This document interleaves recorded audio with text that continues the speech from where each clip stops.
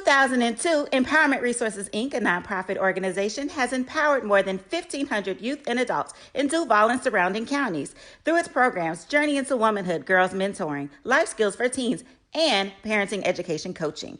To get involved with programs, volunteer, or donate, visit www.empowermentresourcesinc.org. Follow us on social media, facebook.com/empowerment.resources and instagram.com/empowermentjax.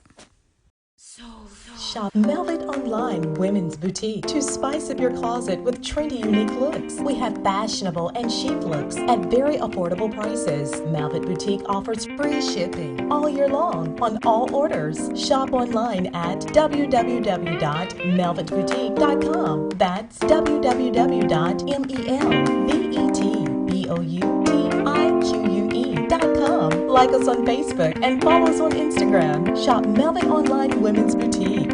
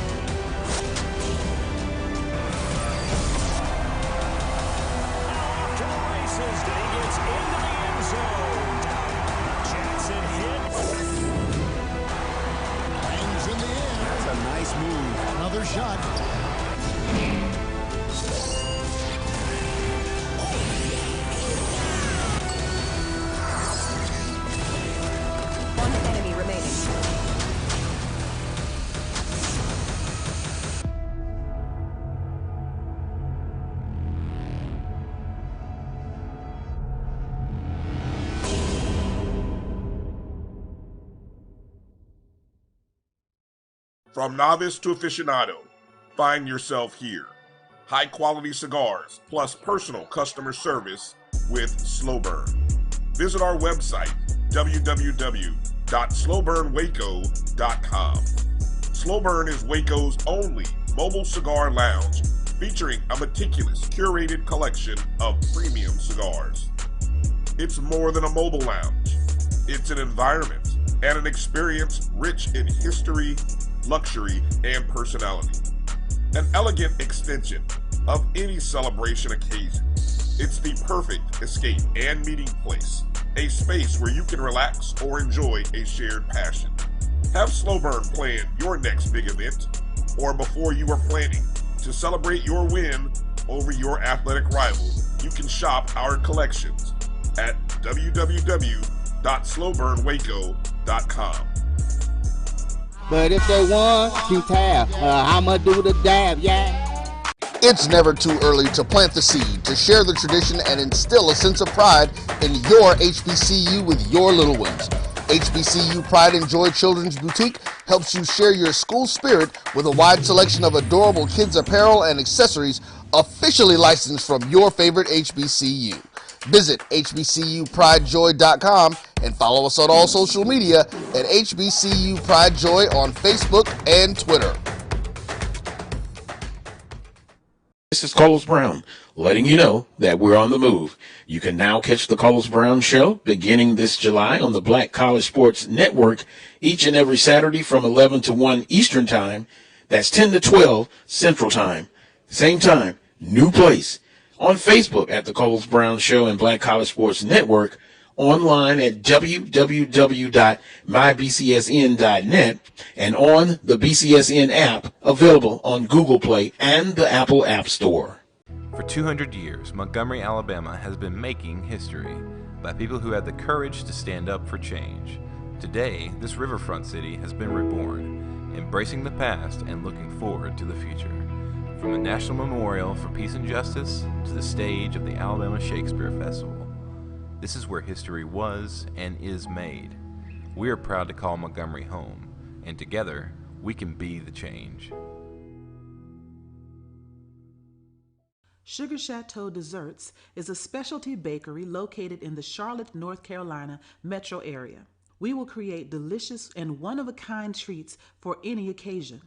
Sugar Chateau is currently shipping cakes in a jar, offering a variety of different flavors in a single-serve container that can help you celebrate in accordance with social distancing. Place your orders today by calling 803-526-7895 or visiting sugarchateaudesserts.com. Are you hungry for authentic?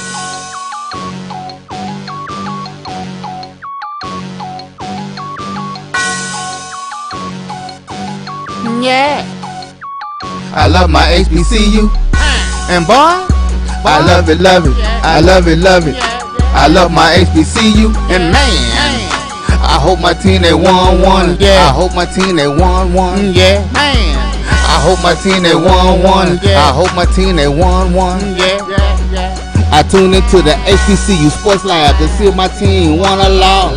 If they lost, I'm quiet as a mouse. But if they won, keep tab. I'ma do the dab, yeah. Dr. Cavill, he know what he be talking about. Mike and Charles, they know what they be talking about. They compress the analytic data with the hip hop. If you know them like I know them, they gon' tell you if your team, if they won or lost, and who the ball. So listen to Professor, yes sir, and pay attention, cause he gon' teach a lesson. This is Dr. Cavill with Inside the HBCU Sports Lab with Mike Washington, Charles Bishop. We'll have BJ Jones joining us shortly. But let me just get in here and say congratulations to the South Carolina State Bulldogs for winning the 2021 Celebration Bowl.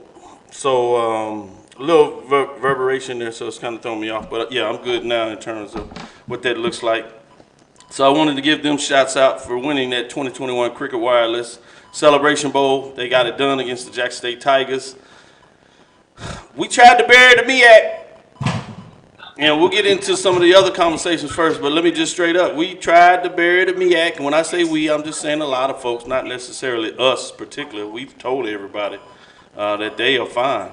Welcome to episode 222 of Inside the HBCU Sports Lab radio show and podcast, the show that's covering the sporting HBCU diaspora, all things HBCU sports from institutions large and small. From the NAIA to the NCAA, we share insights and information on the HBCU sports culture, HBCU athletic aesthetics to facilitate the story of HBCU athletic programs in the business of HBCU sports. I'm your host, Dr. Kenyatta Cavill, along with my co-host, Mike Washington, Charles Bishop. As we said, we will bring in BJ Jones. Might even have another guest jump in here. We'll see if Jamie Walker wants to get in the studio or not. But with that being said, check this out. I'm shooting live from the BCSN studio. Charles is in the hotel. Mike has somehow found his way back home in Houston, but we found a way to make sure we can do the show. I have Roy producing me here, but let me get in here and ask Mike, how you doing, Mike? Good travels back home? Oh, pretty good, Doc. It was a really, really bumpy ride back home. So I'm glad I had a couple glasses of wine to endure that. But other than that, I made it home safe. And thanks for leaving the bottle of wine. I appreciate it. It worked out well. I needed it. Not a problem. Let me go to you, Charles. Everybody want to know. The good thing that I like about this, Charles, everybody was picking on you. You're talking about, man, Charles is coming in there with a smile on there. You're a good guy. You still know how to make sure you have a smile on your face. How you doing? Yeah. I mean, you can't do nothing but have a smile on your face. First and foremost, to the victor of those spoils, congratulations to South Carolina State Bulldogs. Tremendous game plan, tremendous victory over Jackson State yesterday. So let me first and foremost start out with that. But obviously, a little disappointed. You you want to finish what you started, and from just a fandom standpoint, you want that closure to the season always being the W. But it wasn't the case. South Carolina State, you take your hat off to them. Tremendous win yesterday. And I can't say enough about that front seven and what they were able to get done to Jackson State's offensive line. We'll get into it, but it was a tough way to finish the season. But at the same time, you have to keep things in perspective and still, keep in mind that you are a conference champion. You are the SWAC champion, or the SWAC representative in the celebration. No doubt, and you're gonna have a top 3 finish. I'm sure there's some teams that will probably still be out there that will vote Jackson State number 1. The poll rankings that people do independently, you'll have people that will have their opinion of who they're going to decide in terms of what we refer to as the major division poll rankings. We'll bring ours out on Tuesday. So we'll sneak you around the curtain today to give you a chance to kind of get these guys' inputs on what they think should happen and why they think that way. So we'll have that discussion, and we'll let all the lab listeners chime in and say what they want to do. And then obviously we've already listed the mid-major as Bowie State. But I bring that up, one, to make sure they continue to get their shine over there out of CIAA of what they did with their great season. But there are some polls out there, because we're frank and we talk about everything, that still have a combination of what we would refer to as our major programs, FCS programs out of the SWAC, MEAC. Then you have independent programs such as Tennessee State OVC that we always know, and most recently, now we have obviously North Carolina A&T and Hampton out of the Big South. Then we have those mid-major programs that we have at the Division II level and NAIA level. So it'll be interesting to see if some people, in terms of their overall poll, if they mix it, will Bowie State get a vote at a national championship in terms of what's going on. You have the power rankings. I've seen some people release their polls out there of who they're stating is number 1, so it'll be interesting. But you wait. We've been doing this as the lead dog, if you would allow me to use that pun, in regards to giving love again to South Carolina State. We've been doing our poll, gentlemen, for 20 plus years. We have the record to show you where we initiated what we thought was a need to have a poll that recognized the divisional classifications of HBCUs out there. So we talked about it as a major division, again, for the FCS programs, and the mid-major programs at the Division II and NAIA level. So we will do that, bring it out to you, and we'll see what everybody thinks on that as we go forward. But before I turn it back over, I did want to officially do the slow burns, Waco.com, cigar shout out to South Carolina State. And yes, we're going to represent for the MEAC, the Bulldogs, give them the love that they deserve. So I have a little shirt that the assistant commissioner over there in the MEAC for communications made sure that I had the shirt to wear to represent South Carolina State. So that's what we do around these parts. Shout out to them. So with that being said, we'll get into the particulars a little bit. 31-10 in terms of that matchup. Key things that turned out to me were the turnovers in the game. And they were those turnovers that would be designated as really costly. Because not only did you turn the ball over and not score like we talked about anyway, but they were turnovers deep in Jackson State territory and ultimately led for scores for South Carolina State Bulldogs and got them back in the game. Let me go to you, Charles. What are your thoughts on that? Did you see it that way or did you see something else? Yeah, well, I think when you take a look at it, it was definitely the points off turnovers, 3 turnovers that directly helped South Carolina State with 21 points in that game. And as you mentioned, Dr. Bill, those turnovers were costly in that field position. And then you got to give credit to South Carolina State. They converted, each of those turnovers into touchdowns. That's a significant data point. They were able to actually convert those turnovers into points. So I think that's huge. I mean, you can kind of play coulda, shoulda, woulda if not for those 3 turnovers. But at the same time, South Carolina State, they were the better team yesterday. There's just no getting around it. You can't run from it. They were just the better team in all aspects of that football game. They got it done. Great points. Let me go to you, Mike, in terms of your thoughts. While Charles was doing the thing that he needed to do with the pregame show on the field, giving people updates and actions and talking to the players on the field, it'll be fascinating to see what they released this week to really get people inside of what was taking place. That's going to be some fascinating film to put on the record. But we happen to be sitting in the media booth there, and Mike was looking at the stats and was concerned about Jackson State's inability to run the ball. And I will be honest, I sit up there and saying, well, we've seen this formula before for Jackson State. They jumped out there, and I said, yeah, before the end of the half, South Carolina State started to turn some momentum, but I said, oh, yeah, this happened. Second half, they hadn't really been able to show that they can move the ball down the field, so no problem. Mike was like, I don't know, something is percolating here that just doesn't look right. What did you see during that time that was giving you the indications that South Carolina State could pull this out? Well, first of all, I didn't get a chance to say it earlier, but there's I don't know if you saw the movie Ali, the Will Smith version. And there's a point in the fight, or when in the movie, where Will Smith is preparing to go against George Foreman. He's 32 years old. Everybody thought he was done with. Everybody thought this was the end of Ali's career. And in a press conference, Will Smith, playing Ali, says, they thought this was going to be the end of me. They thought they had done. Well, you thought wrong. And nobody knew that he had a strategy for going against, at the time, one of the most feared boxers of the time. And I don't know why that movie sticks back in my mind, but as I look at it, if you'd have told me going to this game that Jackson State was going to finish with just 19 yards rushing, I would have said, no way. You said it early in your program, Dr. Gaville, that, you know, most folks had put the MEAC to bed. They thought this was pretty much, you know, the end or the beginning of the end for the MEAC. Well, like Ali said, they thought wrong. Coach Buddy Pugh had a scheme. If you look at defensively, he maintained at times 4 or 5 folks on the run. He never let Jackson State get running. I don't think they had any rush for over 3 yards, give or take. And then one of the stats, if you'll allow me, that stands out, we talk about the interceptions, but there's one little small data point that I would like you to kind of listen to.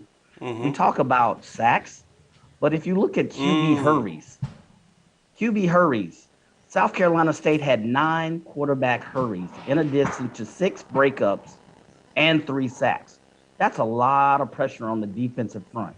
So not only did you stuff the run, at times Jackson State shot themselves in the foot just by being inefficient on the pass, but you were able to really try to make them one-dimensional and stymie an already efficient offense. Both teams really were inefficient for most of the first half.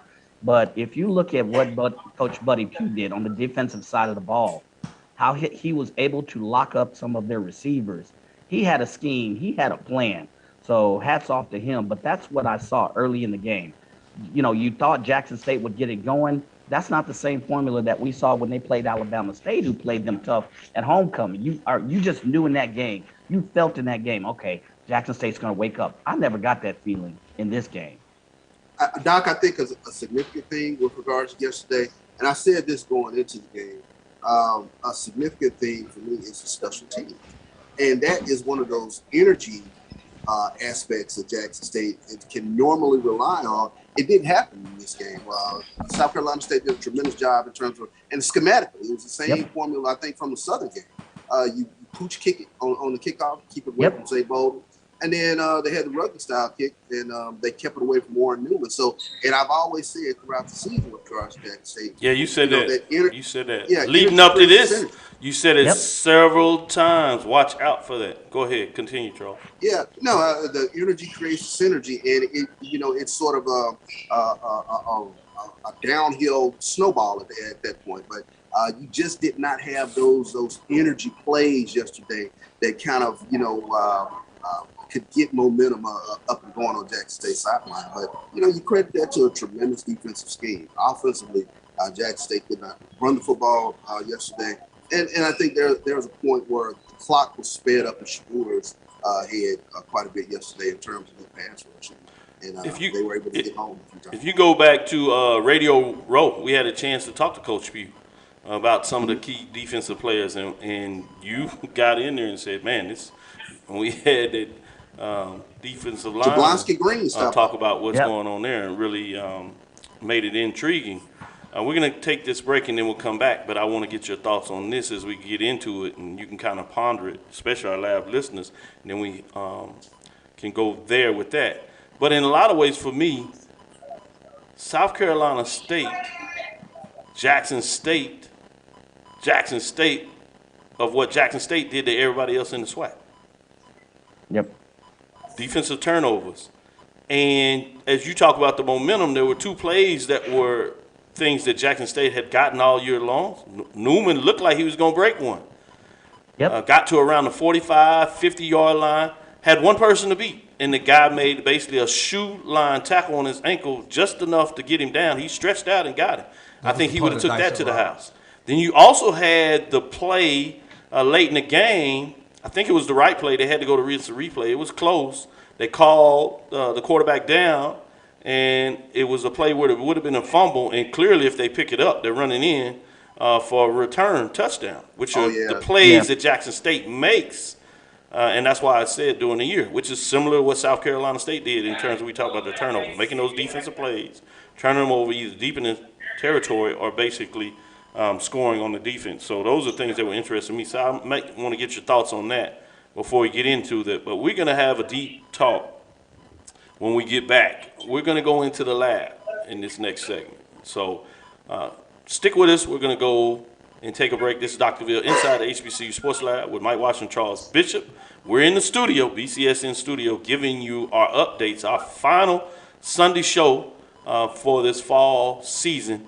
And then we'll get back to business. And again, we'll release our poll rankings on Tuesday. Check it out. Let me give you your thoughts. We got people chiming in now saying it's between South Carolina State and FAMU. I think we're going to go into the lab and we're going to have some deep conversations and good dialogue in terms of everybody's thoughts. You know, how do you make those arguments? Because I think this year you can talk about what you want in regards to how you're going to select somebody. But be careful what you put out there because somebody else can shove that right back in your face and tell you that's why your team can't win it. So it'll be interesting how that dialogue. But we'll be right back because we're going to go into the lab. So check out this next segment. Are you hungry for authentic Caribbean food like jerk chicken, oxtail, red snapper, shrimp, tofu, and rasta pasta? Well, find your way over to Mango's Caribbean Restaurant, 180 Auburn Avenue, right next to Royal Peacock in downtown Atlanta. Them belly full, but we hungry. Mango's Caribbean Restaurant, open daily from 11 a.m. to 10 p.m. And on Friday and Saturday, we're open till 4 a.m. Come to Mango's and put some spice in your life. So we've got a good thing going. Mango's Caribbean Restaurant, 180 Auburn Avenue, right next to Royal Peacock in downtown Atlanta. For more info or directions, call 404-698-3992 or log on to mangoscaribbeanrestaurant.com. For instant coupons, text MANGOS to 313131. Tell your mama hungry, papa hungry, brother hungry. Mango's Caribbean Restaurant, authentic Caribbean cuisines. Open up the door, tell your mama hungry. This is Brian Fulford. AD Drew and I are co-hosts of the BCSN Sports Lab. We talk about all things related to HBCU athletics. From the games, teams, coaches, and fan interest stories, we cover it all. You can find our shows on Facebook at BCSN Sports Lab, YouTube at MyJBN Online, and everywhere you listen to podcasts like Anchor, Spotify, Google, and Apple Podcasts. You can also find the show on the Jericho Broadcast Network's app. Make sure to download. We look forward to you joining the conversation and being a part of the show. Since 2002, Empowerment Resources, Inc., a nonprofit organization, has empowered more than 1,500 youth and adults in Duval and surrounding counties through its programs Journey into Womanhood, Girls Mentoring, Life Skills for Teens, and Parenting Education Coaching. To get involved with programs, volunteer, or donate, visit www.empowermentresourcesinc.org. Follow us on social media, facebook.com/empowerment.resources and instagram.com/empowermentJAX. Shop Velvet Online Women's Boutique to spice up your closet with trendy, unique looks. We have fashionable and chic looks at very affordable prices. Velvet Boutique offers free shipping all year long on all orders. Shop online at www.melvetboutique.com. That's www.melvetboutique.com. Like us on Facebook and follow us on Instagram. Shop Velvet Online Women's Boutique.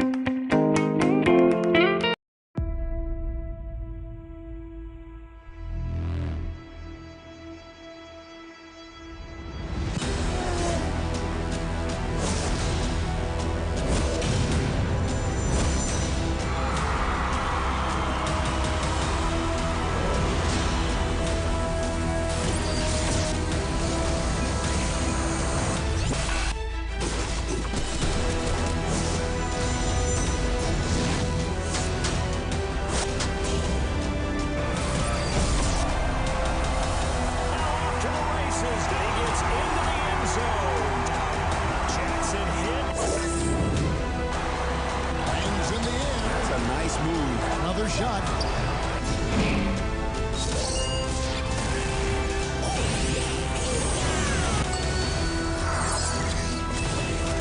One enemy remaining.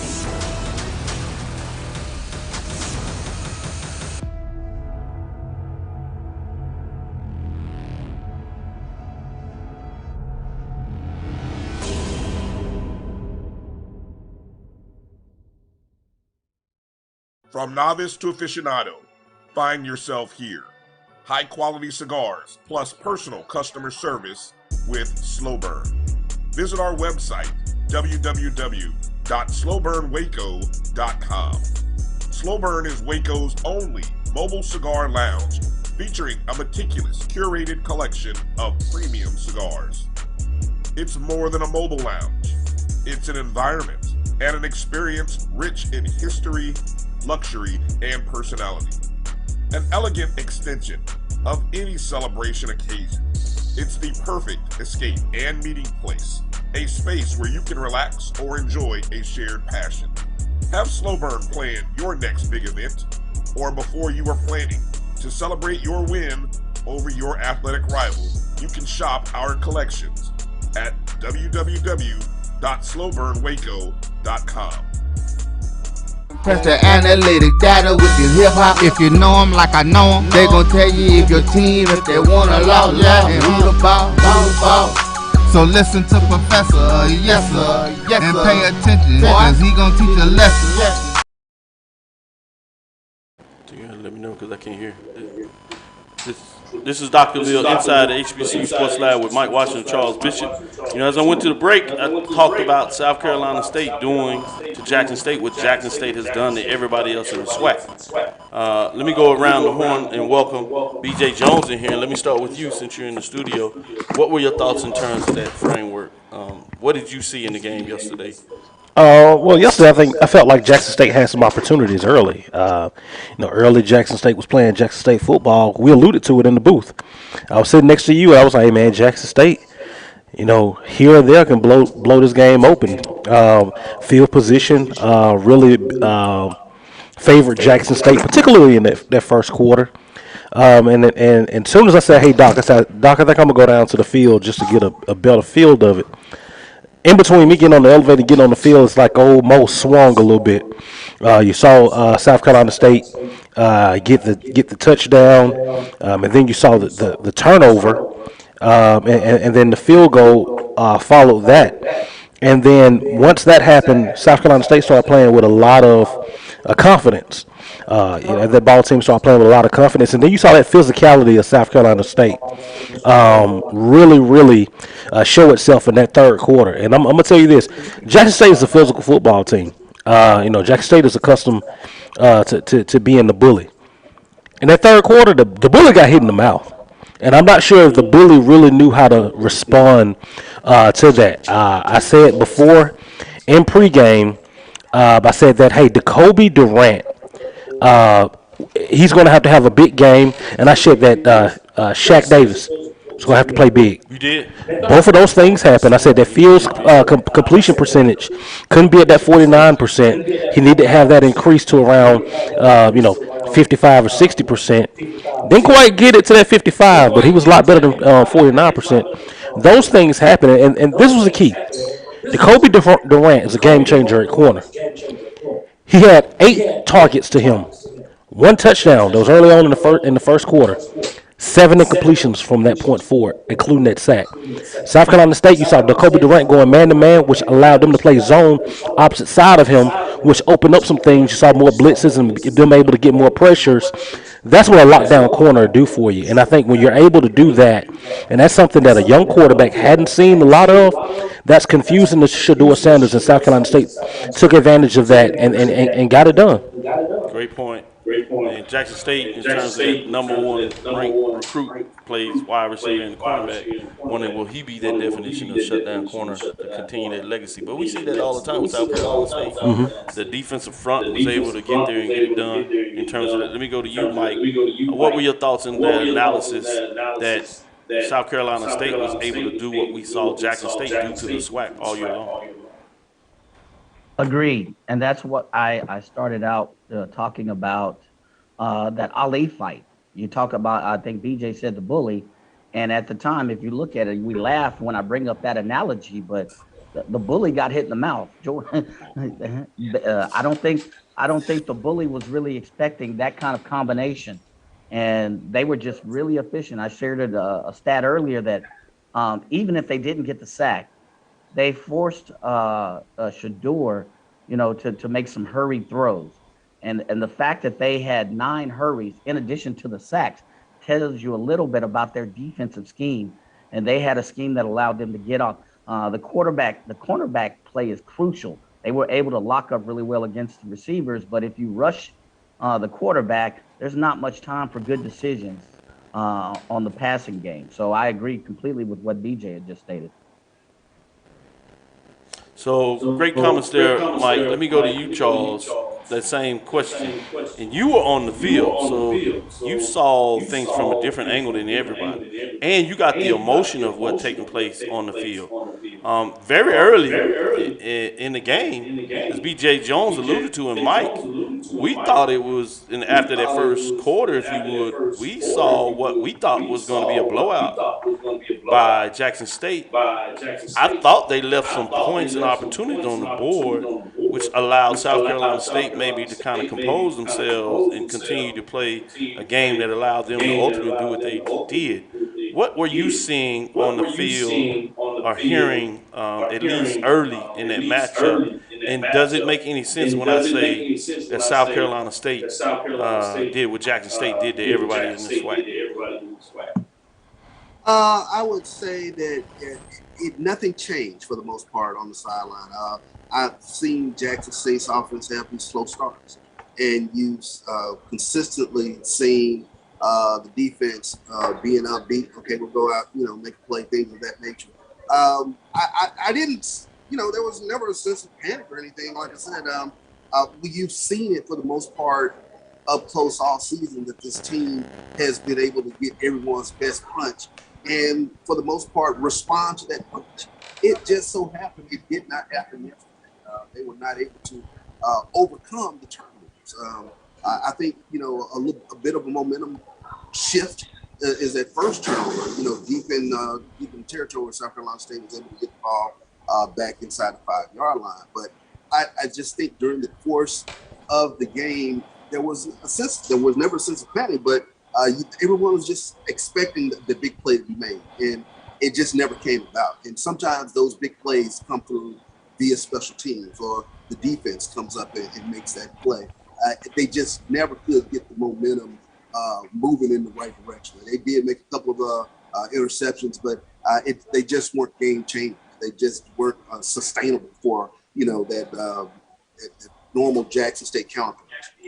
Yeah, to your point, when you talk about the interception from Sanders, he took it back and put him in scoring position, and ultimately they went for it on 4th down. Right. Very justifiable call in my point.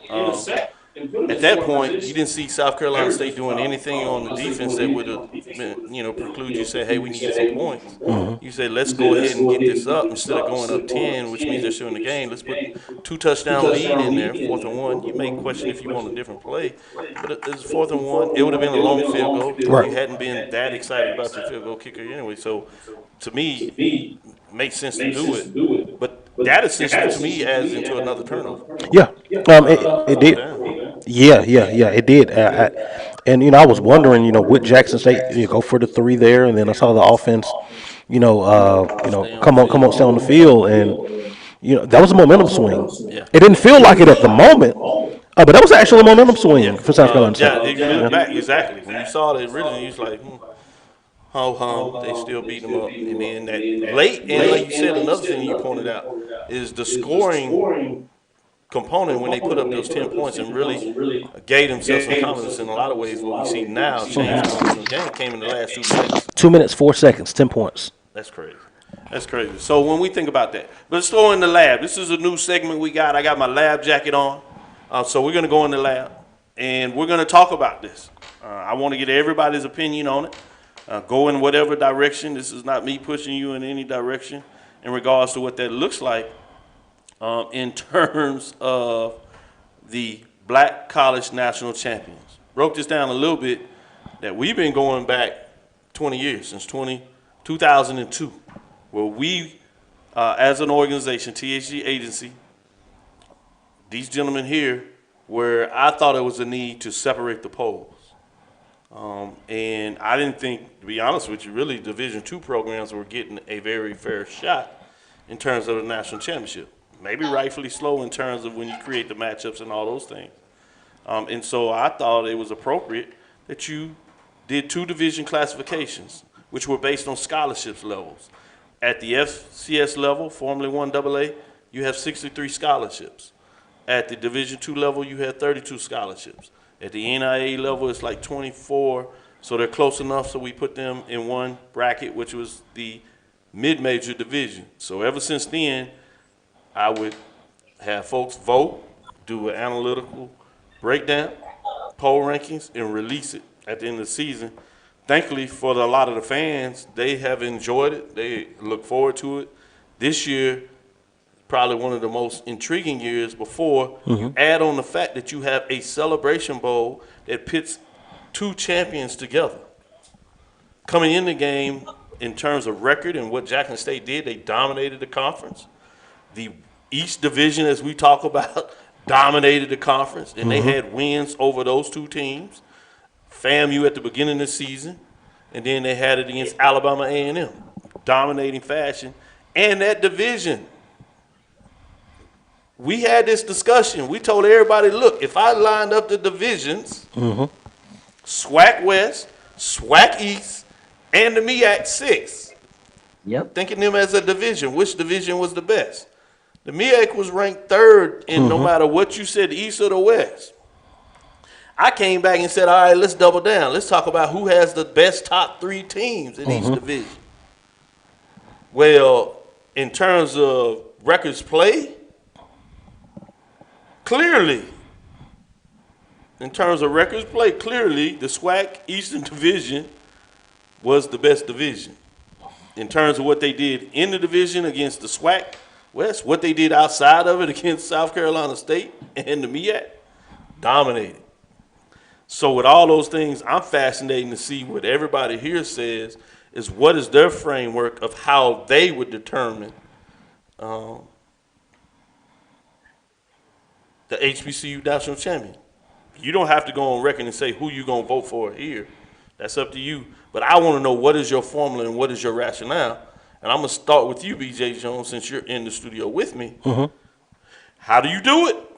I think, one of the first things you have to do, you have to look at the win-loss record.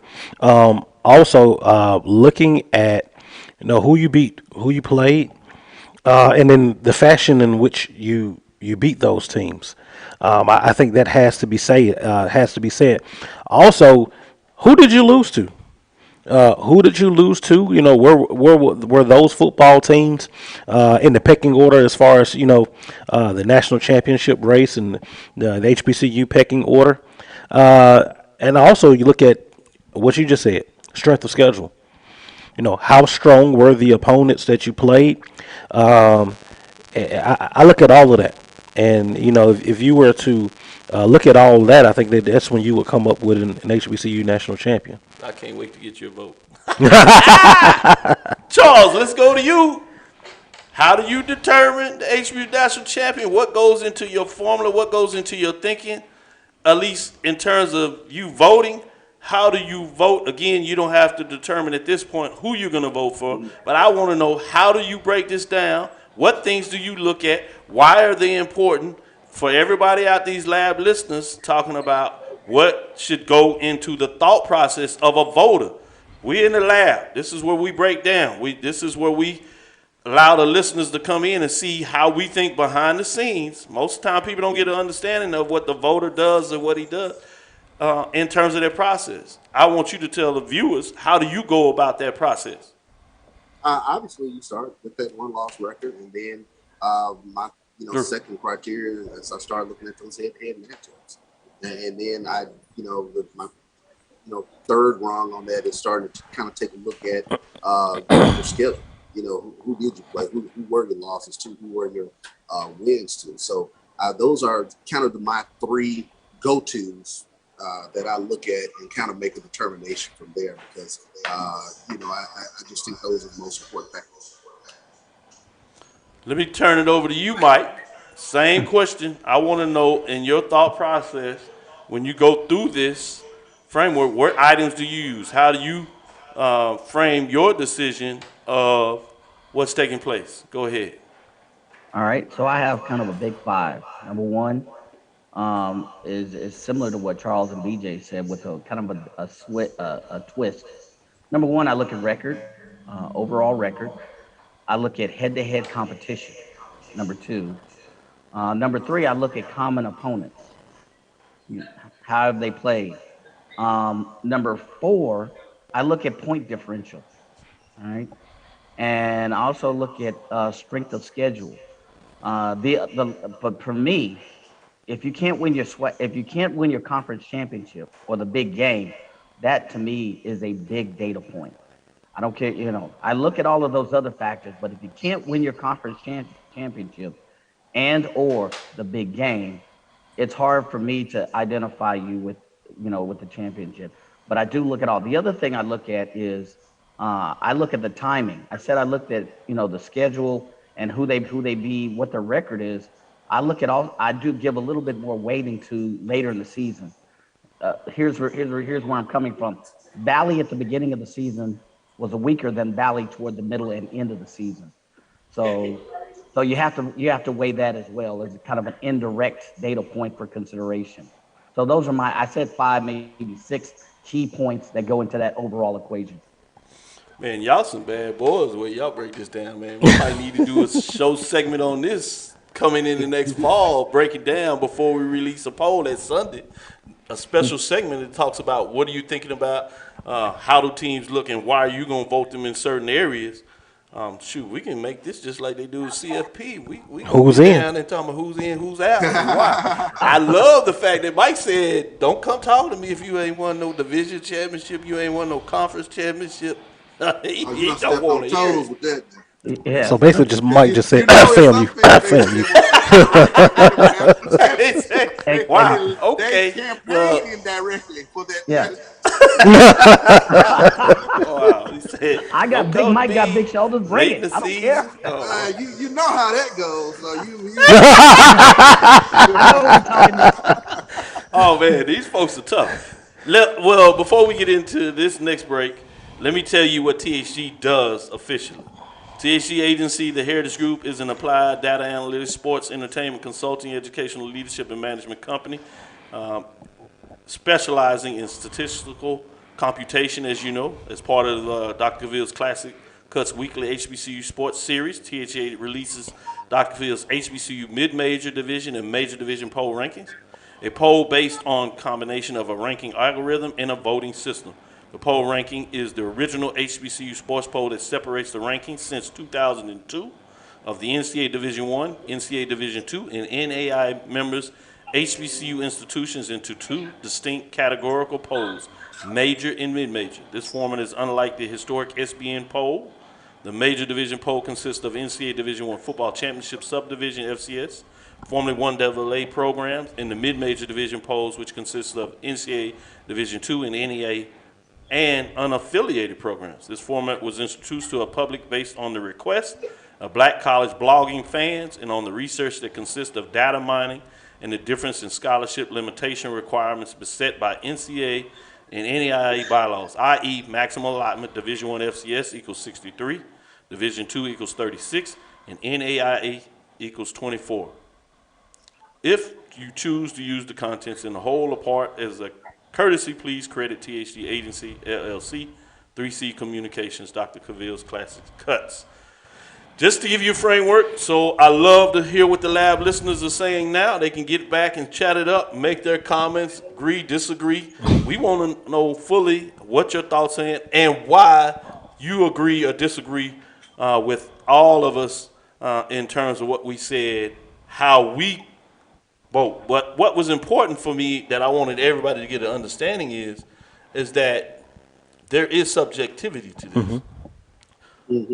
Unlike one of the reasons why you may or may not like it in the Celebration Bowl is the fact that if that is the de facto championship, as you hear ESPN talk about, it takes out the subjectivity to it. It's two conference winners that play in a bowl game that get the champion of that. And if that is the designation championship game, it's like a Super Bowl. It don't matter how you came in, how you played at the beginning of the season, all this, who you beat. That's the designated thing. And it's simply a marketing component. Hell, playoffs in itself is a marketing component. It don't tell you anything about who is great, who's not. It starts everything over, and it's a great way to get in your pockets and make you excited about the playoffs. In fact, that's why they did postseason. You go back to baseball when they defined it. This is some history for you all that want to know about the business side of sports, and y'all think they doing all this because it makes sense wonderful. They wanted to know how could they make more money. Somebody said, restart the clock. Let's do playoffs. We'll name who gets in, why they get in, and then we'll market the heck of it, and we say this is the champion. It's no rhyme or reason. It don't make it right or whatever. It was marketing. When they did it with the poll votings for the SBN, Negro League paper, the Pittsburgh Courier, that was people opinions. And we had great coaches back then that were able to navigate that space, that created their own Orange Blossom Classic or the Prairie View Bowl, Pelican Bowl, where they would designate and bring in who they thought was the next best opponent. And they would say, y'all watch this, and whoever won, they would curry favor with the local. Some of them were regional newspapers and say that was the de facto championship. No different than what you had the major division schools do with Alabama when they talk about how many championships they got. Half of them are split championships, but you don't get them getting all excited. They're going to put up there how many championships they believe that they are noted for, period, point blank, in the conversation. Now, I dare you to say something to one of the folks because they're going to bust you in the head saying, no, this is who we are. So I don't have any problem with this. It's fun, it's chatter, it's whatever, but I do want you to be educated and understand that. Let's get into this break, and we'll be back into our next segment and get into some more talk where we talk about Jackson State getting a little bit of revenge on South Carolina State in terms of women's basketball. It's never too early to plant the seed, to share the tradition, and instill a sense of pride in your HBCU with your little ones. HBCU Pride and Joy Children's Boutique helps you share your school spirit with a wide selection of adorable kids apparel and accessories officially licensed from your favorite HBCU. Visit hbcupridejoy.com and follow us on all social media at HBCU Pride Joy on Facebook and Twitter. This is Carlos Brown, letting you know that we're on the move. You can now catch the Carlos Brown Show beginning this July on the Black College Sports Network each and every Saturday from 11 to 1 Eastern Time. That's 10 to 12 Central Time. Same time, new place. On Facebook at the Carlos Brown Show and Black College Sports Network. Online at www.mybcsn.net and on the BCSN app available on Google Play and the Apple App Store. For 200 years, Montgomery, Alabama has been making history by people who had the courage to stand up for change. Today, this riverfront city has been reborn, embracing the past and looking forward to the future. From the National Memorial for Peace and Justice to the stage of the Alabama Shakespeare Festival, this is where history was and is made. We are proud to call Montgomery home, and together, we can be the change. Sugar Chateau Desserts is a specialty bakery located in the Charlotte, North Carolina metro area. We will create delicious and one-of-a-kind treats for any occasion. Sugar Chateau is currently shipping cakes in a jar, offering a variety of different flavors in a single-serve container that can help you celebrate in accordance with social distancing. Place your orders today by calling 803-526-7895 or visiting sugarchateaudesserts.com. Are you hungry for authentic Caribbean food like jerk chicken, oxtail, red snapper, shrimp, tofu, and rasta pasta? Well, find your way over to Mango's Caribbean Restaurant, 180 Auburn Avenue, right next to Royal Peacock in downtown Atlanta. Them belly full, but we hungry. Mango's Caribbean Restaurant, open daily from 11 a.m. to 10 p.m. And on Friday and Saturday, we're open till 4 a.m. Come to Mango's and put some spice in your life. So we've got a good thing going. Mango's Caribbean Restaurant, 180 Auburn Avenue, right next to Royal Peacock in downtown Atlanta. For more info or directions, call 404-698-3992 or log on to mangoscaribbeanrestaurant.com. For instant coupons, text MANGOS to 313131. Tell your mama hungry, papa hungry, brother hungry. Mango's Caribbean Restaurant. Authentic Caribbean cuisines. Open up the door. Tell them mama hungry. Compress the analytic data with your hip hop. If you know them like I know them, they gon' tell you if your team, if they wanna lose, and who the ball. So listen to Professor, yes sir, and pay attention, cause he gon' teach a lesson.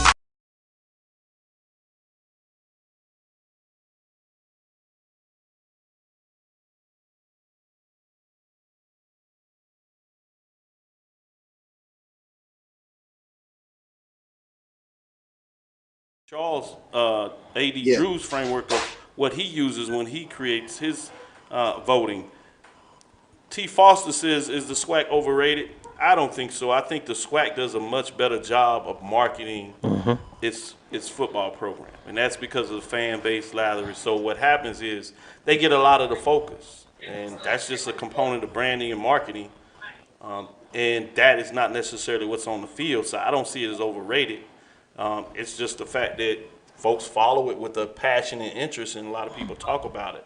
I think if you go in and watch the matchups between the MEAC and SWAC, for the most part, those games are close. To me, for you to be overrated, it means the team comes in and they get dominated. Even with this game, when you look at it, the score showed that it got out of hand, but that was late. But for most of the game, it was a back and forth, very well played game between two champion level teams. You go back to the MEAC SWAC Challenge. The game was back and forth as both teams. The MEAC SWAC Challenge over the last 4 years is split 2-2 between the MEAC and SWAC. I know the overall record points to the MEAC, and they need credit for that.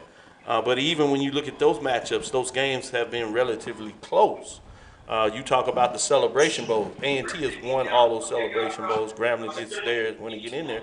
But all those games were close. Even the last one when A&T blew it out late, it was 21, but it was a 14-point big play swings all back in that game all the time. So for me, it's hard to see somebody overrated if you really take your time and watch the games and watch them all the way through and not just selectively talk about who's winning, who's losing, what were final scores or databases. Really looking at the game tells you I don't see it that way, but I can certainly see when somebody says. And South Carolina State was 1-2 versus the SWAC coming into that ball game on yesterday, including the blowout loss against Florida A&M. Exactly, at home. T. Foster says subjectivity when you have old biased men voting for their favorites and not determined on the field. No doubt about it. And let's give some shout out. There's some women that vote out there too. So I want to open this up. Sometimes we share our bias in terms of our masculinity as well. So I think that's accurate, but that's historic. That doesn't change. That has been since the very beginning of the time when you had, again, whether it was AP newspapers back then or the Pittsburgh Courier or the ABC Atlanta or the Defender of Houston, the Dallas, what was it called, the black newspaper there? It started with an X. I think it was. But anyway, it slips me right now. But my point is you see people voted on the polls. That's nothing to do, so let's not get excited. Regionally biased also. Let me ask you a question, Doc. Always been that way. Let me put this question out there. Go ahead, Charles. Do you think Drew, the SWAC peters out after the SWAC championship? Because I think some fans ask that question, or they've asked that question at least since the inception of the Celebration Bowl from an emotional standpoint, from a fan base standpoint, or whatever the case might be. You think when they get to the Celebration Bowl, they felt like we've accomplished the goal, which is the conference championship, and they're still trying to get to the MEAC's, I guess, level of whatever with regards to the celebration. No, I don't think it is. I think it's simple. You have two very good teams. You got two teams that are champions. One's going to win, one is not. And you go through these cycles sometimes, and it happens to be that the MEAC is on the cycle where they're getting it done. But again, if you look at the games, to me, when you hear this term that the MEAC is more physical, I think that's where an easy talking point to people to talk about.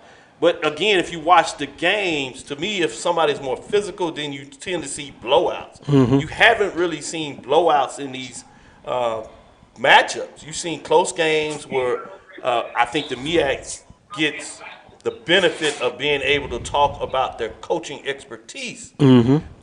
to put their players in a position mentally where they execute better than the SWAC in closing out games. I think if you want to go there, I'm 100% with you. But these tired tropes, get out of here talking about somebody's more physical or somebody's more overrated. I think that's just fandom talking about of how they want to find a way to level the playing field because the SWAC gets all this media attention and the media and the MEAC right now doesn't. So it goes back the way, all right, how do I punch back and throw a little salt in the wound that we have the numbers? And if that's what you're doing, it's fine. I mean, talking madness and junk is whatever. But if you come into the lab, in terms of what we put on the lab jacket and we go inside, we're going to give you the science behind this. We're going to give you management perspective behind this. But before we close out and get everybody's final thought, I did want to go to Drew and let him talk about what he do in terms of providing his framework of voting for a team in a poll ranking setting. You know, Doc, we talk about the how close these games are, but yesterday's game was the largest margin of victory for a victor in the Cricket Celebration Bowl at 21 points. Yeah. But at Black College Sports Network, we use a algorithm, basically a computer formula to determine our champion. And a couple of us were talking on yesterday. It was like, we don't think that South Carolina victory is going to be enough to give them the championship just based on how we know the numbers in the formula work together. We have not ran the numbers to determine it, and we would just have a general conversation about it. And the controversy has already begun. There's an article on NCAA.com that has already named Florida A&M as the best team in HBCU football. Over the next day, 2 days, 3 days, you're going to see it. The one thing that I can tell you, there will not be an undisputed champion this year. Jackson State wins that game yesterday. They are the undisputed. They're undisputed national in everybody's poll ranking. Mm-hmm. Now you're going to have a split champion a la 2019. And some other years. This is not A&T 12-0. This is not Grambling 14-1 or 12-1 or whatever that was back in when they won the Celebration Bowl. So let the debate begin. Only thing I can say is since we're talking on the academic thing, you better have your data, and use your reference points and cite your work to back your point. Don't just come with a bunch of I thought this and I think that. No, you really need to have some data to support your decision, whatever it may be. Yeah, great point when you talk about going down that path. I did want to say this, Jackson State over South Carolina State in the Mississippi State Classic, 97-37, because we will be getting into basketball, both men's and women's. And Jackson State is who we thought they were. They are a champion, and so a 60-point win is amazing there. Any thoughts in terms of basketball on the women's side? Because I'm going to give you the update on the men's scores, some big games that were played yesterday as well. Charles? I think coming into the season, we're expecting some great conference play on the women's side. You're talking about Jackson State, Alabama State, Cookie. Who I think will be right there in the mix, as well as Texas Southern. So looking forward to getting into some exciting basketball talk with regards to the Southwest Athletic Conference. Of course, the rest of HBCU basketball. We got some great teams out there. Norfolk State has been showing what they've been doing on the men's side, some impressive wins for Texas Southern, Southern Jackson State, as well as some other teams there in the SWAC on the men's side. So once we get into conference play, man, it's going to be fun. And then everybody has to make that Texas two-step because I still think the basketball championship goes to Texas Southern Peru. Look at that. Let me give you these scores as well. You had the couple of HBCU matchups. You had South Carolina State in overtime on the men's side defeating Tennessee State 90-88. I love Tennessee State's schedule, all the HBCUs they played in terms of MEAC and SWAC. Fascinating. They've struggled in those games and hadn't got out there, but I really give them credit for playing those games in terms of playing Norfolk, playing Alabama A&M. They played in a lot of games where you saw playing Chicago State, not a HBCU, but a predominantly black institution. But you had the Invesco QQQ Legacy Classic, right? Michael B. Jordan put this together in New Jersey. It was on TNT. You had Howard defeating A&T 79-57. And you had North Carolina Central getting a win over Delaware State 86-53. So those are some big basketball matchups and scores where you had between HBCU programs.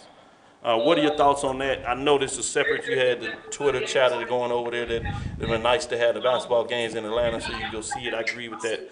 But it's two different institutions, two different networks. The networks actually compete against each other. So it's challenging to just put that out there without really understanding the business framework around that.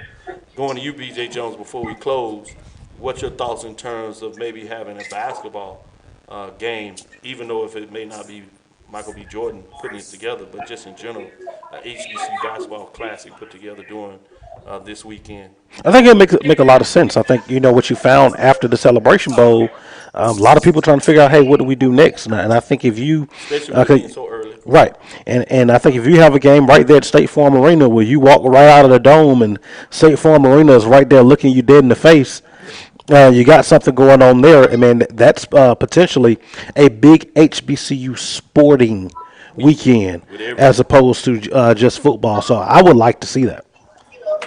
Charles, what are your thoughts on that?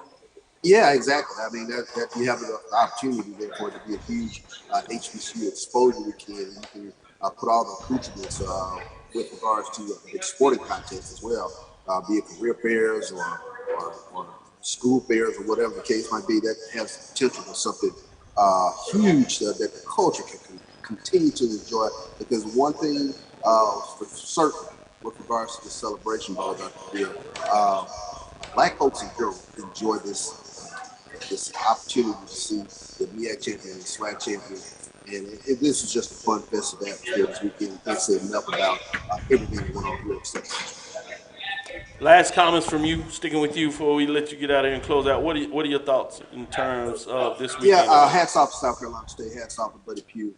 They got the job done for period point blank yesterday. They were the better team yesterday than Jackson State. So you can't run away from that. It is what it is. But at the same time, in 2019, Jackson State Tigers were 4-7, 4-3 this past spring. And they flipped the narrative on HBCU football, flipped the narrative for Jackson State football, an 11-2 season, SWAC conference champion.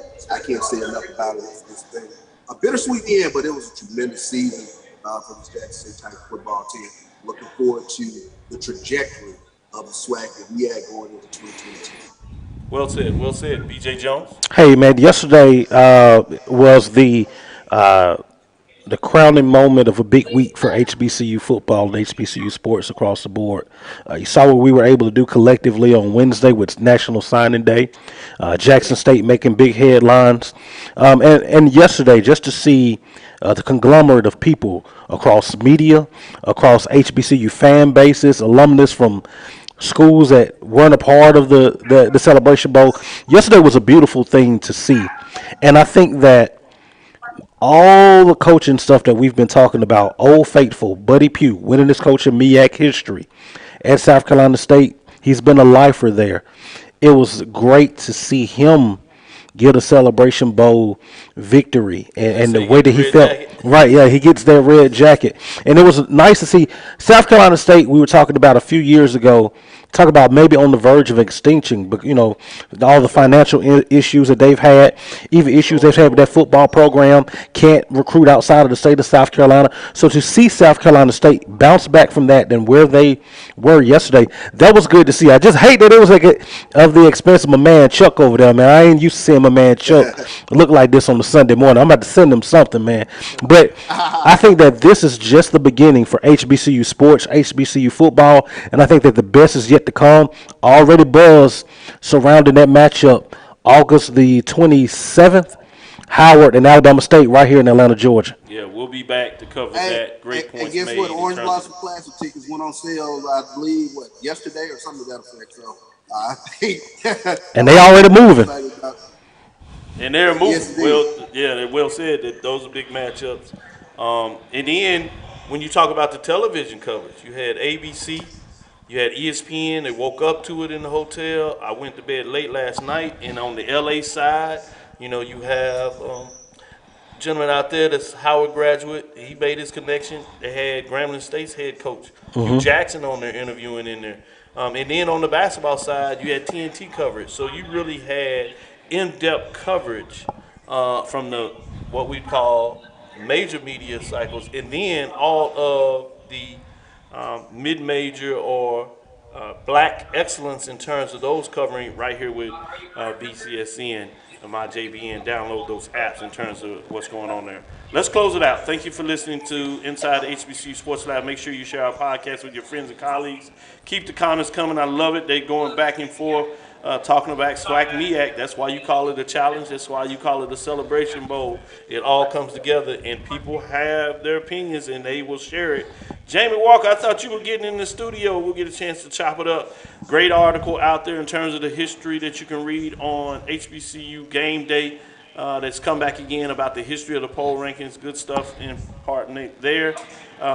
Get a chance maybe Tuesday to break down some of the people we're talking about. Tiffany Green on the sideline versus Jay Walker. I do want us to be educated in terms of when we put stuff out there. Tiffany Green and Jay Walker. Tiffany Green is a play-by-play. You have Jay Walker, which is the analyst, right? And then you have sometimes a sideline reporter. They do the SWAC regular season games. If you're going to kick the game up, which is what we call for, being on ESPN or ESPN2 or ABC, there are contractual agreements made by ESPN to have certain people cover the games. If they break those contracts, they'll get sued. So if you go out there, I put on several links. I'll put it in here where you can read. They break you down. Who covers work games in terms of ESPN framework. So what they do when they shift these SWAC challenges over, they bring in the broadcast team that's contractually to do it, and then they bring in Jay Walker and Tiffany. You don't put a reporter on the sideline, color analysts. They don't have that expertise. They're not professional journalists or commentators in terms of it. They're not trained in that. Or whether it's RG3 or whatever. So make sure when you're communicating your wants and thoughts that you're at least doing it based on the information and knowledge that needs to be there so you're accurate in terms of your ask. And people can at least take you seriously from that platform.